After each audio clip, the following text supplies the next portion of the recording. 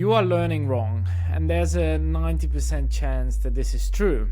How do I know so sure? Research conducted in 2019 by Bjork showed that 90% of students use inefficient and ineffective study methods. I know it's harsh, but it's not your fault. Have you ever walked out of a class, watched a YouTube video, or just tried to learn something only to forget about it in seconds? That used to be me. But what if I told you that this is not a memory issue?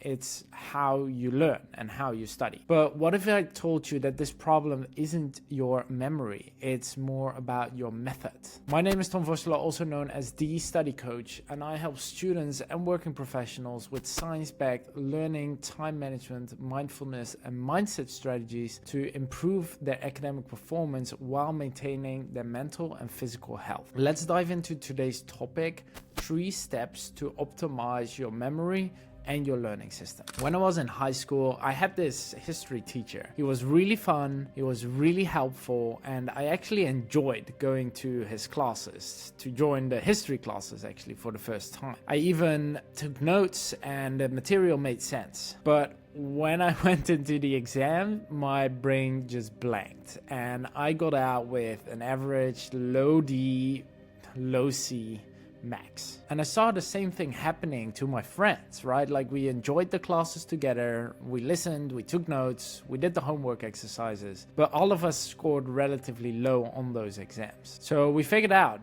or at least I started to doubt whether it was my intelligence. And back then I didn't know that it was my methods, but I was going to identify myself as maybe not smart enough or not being able to figure this out, and that was wrong. So back then I didn't understand that learning has 3 phases. And if you actually want to remember what you're learning, you need to do something with all 3 of those phases. So the first phase is about something that we call priming your brain. In other words, preparation. Think of it as a warm-up. You go into the gym or you do any exercise, and then first you warm up your body. You prepare your body to get into exercise. It's the same with learning and your brain. So this is how you can mentally warm up your brain for the topic that is to come. First of all, you want to indeed do your preparation. And no, this doesn't mean hours of preparing. Only 10 to 15 minutes max can already make a huge difference. You want to read the chapter intro, you want to look at the table of contents, get yourself familiar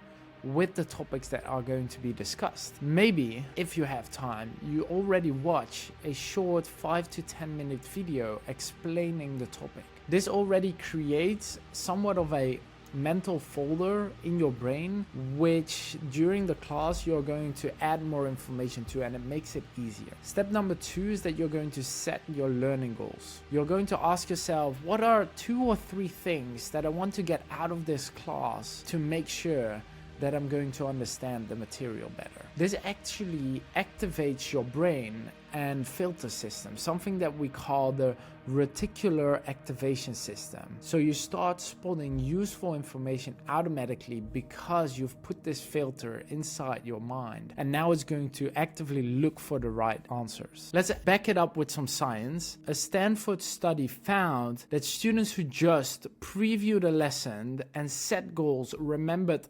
30% more 1 week later. That's not magic, it's science-backed. So they did research, this helps. Now, what do you want to do during your class? You want to learn as if you are like an FBI agent, a detective, okay? Most people think that learning is just sitting back and consuming the information like a sponge. But a sponge doesn't understand, right? They just absorb information. And what do we eventually want to do? We want to be able to understand and recall the information. So if you want to remember better, you need to be active in those moments. Here's what you can do.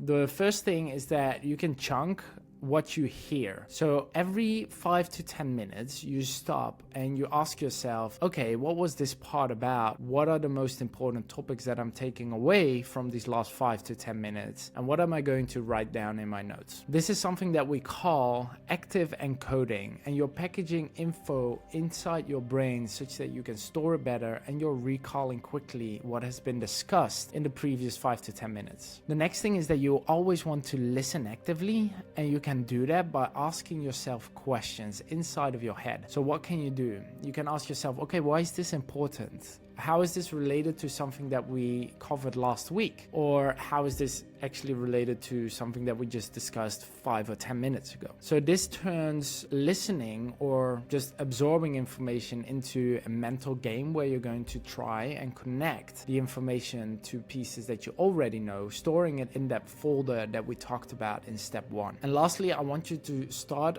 writing your notes differently.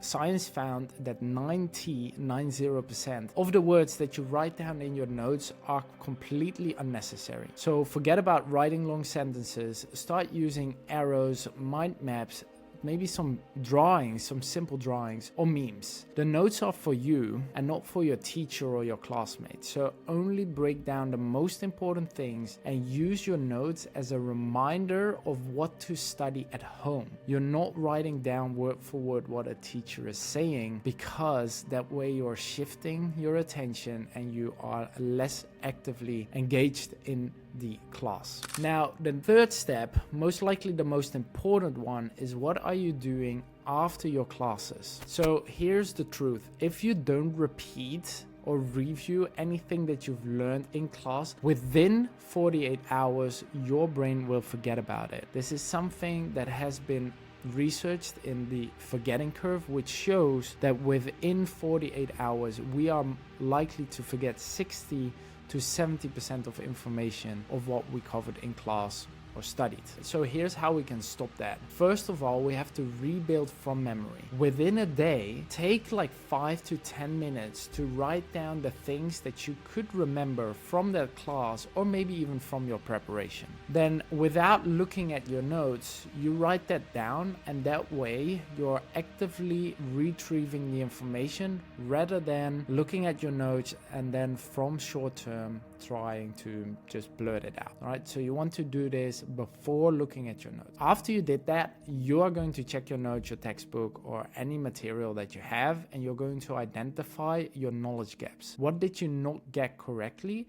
And that is what you're going to focus on in your next study session. This is something that we call active recalling, and it's proven to be 3 times more effective than simply rereading your notes. The second thing is that you want to start teaching it, because if you can teach it, you master it. This is based on something that we call the Feynman technique. So if you can explain it in simple words, you really get it. So teach a friend or even your dog or your pillow if like nobody is around. Get into the habit of articulating the topics in your own words and make it make sense for yourself. Again, identify the things that you forget, restudy it, and repeat these steps. And the last thing is something that we call spaced retrieval. So making sure that you repeat that information on increasing intervals, because as we discussed, within 48 hours, you will most likely forget 70%. So what you want to do is you want to review the material on the same day, 1 day later, 3 days later, 7 days later, and then maybe 14 days later, and you will see that you are less likely to forget things. And if you implement step 1 and step 2, teaching it or actively recalling it, you will see that you will most likely remember up to 80 or 90% of what you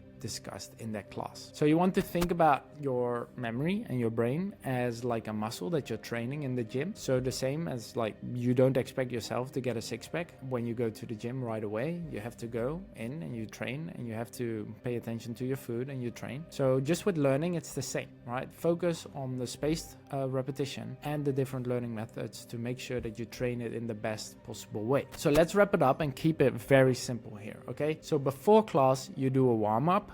That can be looking over the material, watching a quick video. Step number 2, during class, you want to stay active. Ask yourself questions, engage with the material, and only take very important notes that you need to look at after class, right? Don't write everything down. After class, you see how much information you can recall and you review it. So this is the 3-step learning system.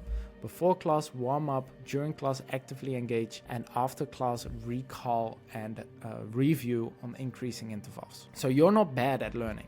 You probably just have never been taught how to learn. And that's what we did today. So if you found this helpful, then make sure to like and subscribe the video, such that whenever we update any new material that you'll be notified. Also, if you want to learn more in depth about the methods that I shared earlier, check out the videos on my channel where we dive into them in detail. I will link the two about active recall and spaced repetition here, such that you can choose which one you want to get started with. I hope you have an amazing day, and I'll see you in the next video.